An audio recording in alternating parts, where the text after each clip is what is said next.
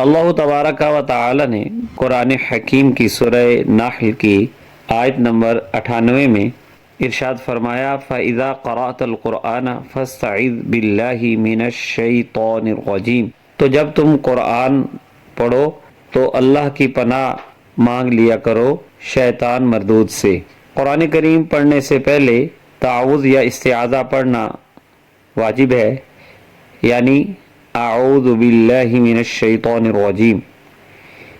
اس جملے کے حوالے سے تجویدی قواعد پر اگر ہم غور کریں تو اس میں اعوذ جو پہلا کلمہ ہے اس میں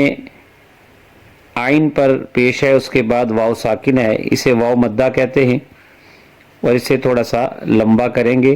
ایک الف جتنا۔ حمزہ اور عین میں فرق کریں گے، حمزہ حلق کے نیچے والے حصے سے اور عین حلق کے درمیان والے حصے سے۔ رال رو جو ہے اس کو زا سے ہم نے فرق کر کے پڑھنا ہے،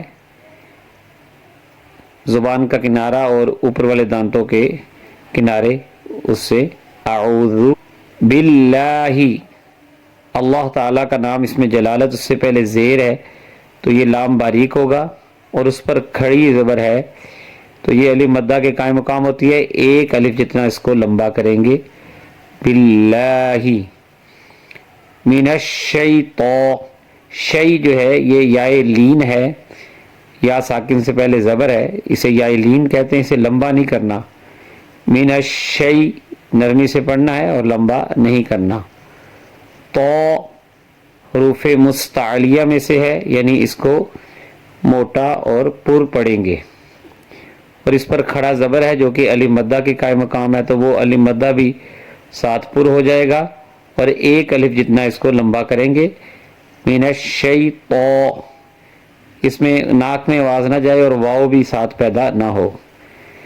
را جیم، را پر زبر ہے اس لیے را پر پڑھا جائے گا، اور جیم میں یا ساکن سے پہلے جو زیر ہے یہ یائے مدہ ہے، اور اگر ہم جیم پر وقف کرتے ہیں، میم پر ہم رک جاتے ہیں تو وقف بالاسکان ہوگا تو میم ساکن ہو جائے گا، تو اس میم کے ساکن ہونے کی وجہ سے یائے مدہ کے بعد سکون عارضی آ گیا، وقف آ گیا، تو یہاں پر مد عارض بھی ہو سکتی ہے، یعنی آپ جیم کو چاہے ایک الف جتنا پڑھ لیں، چاہے اس میں طول یا توسط یعنی زیادہ لمبا بھی اس کو کیا جا سکتا ہے، تو اسے آپ توجہ سے پڑھیں۔ اعوذ باللہ من الشیطان الرجیم۔